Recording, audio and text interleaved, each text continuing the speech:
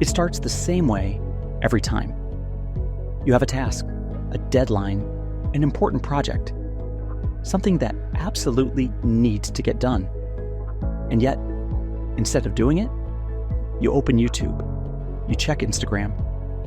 You suddenly feel an urgent need to clean your entire apartment. Anything but the thing you're supposed to do. If you've ever searched this exact phrase at 2 a.m., you're not alone. Procrastination isn't just about being lazy.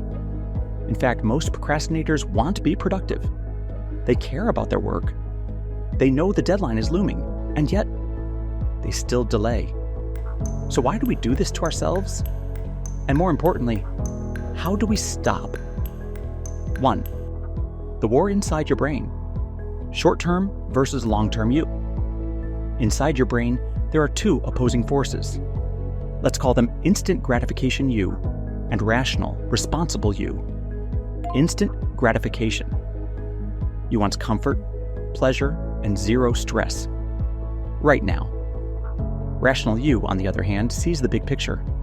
It knows that if you start your work now, you'll avoid last-minute panic later. But unfortunately, rational you isn't always in charge.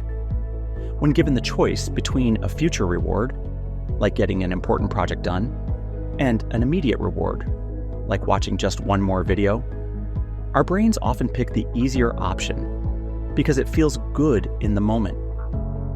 This is called time inconsistency, a psychological bias that makes future consequences feel distant and unimportant until it's too late. And then, the inevitable happens. The deadline hits, panic mode takes over, and suddenly you wish you had listened to rational you all along. 2. Why fear is the hidden driver of procrastination.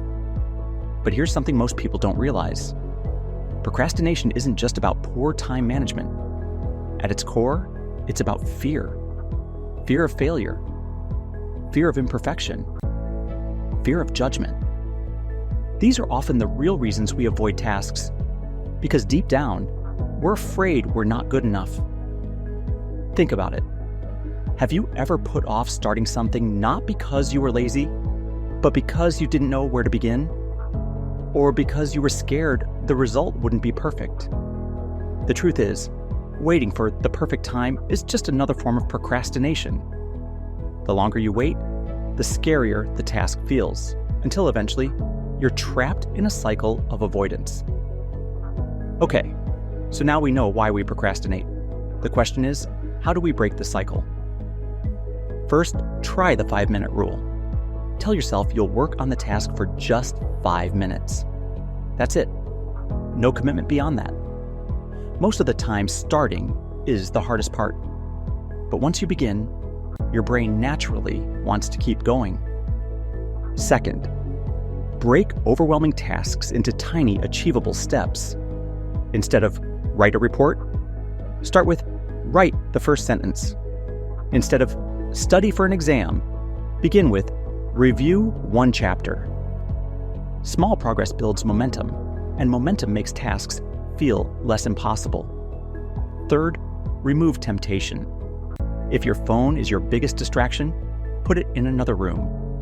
If YouTube keeps pulling you in, use a sight blocker. Make procrastination inconvenient. At the end of the day, procrastination isn't about productivity. It's about how we handle discomfort. The real secret? You don't need to feel motivated to start. You just need to start, and motivation will follow. So what's something you've been putting off? And more importantly, what's one small thing you can do about it today?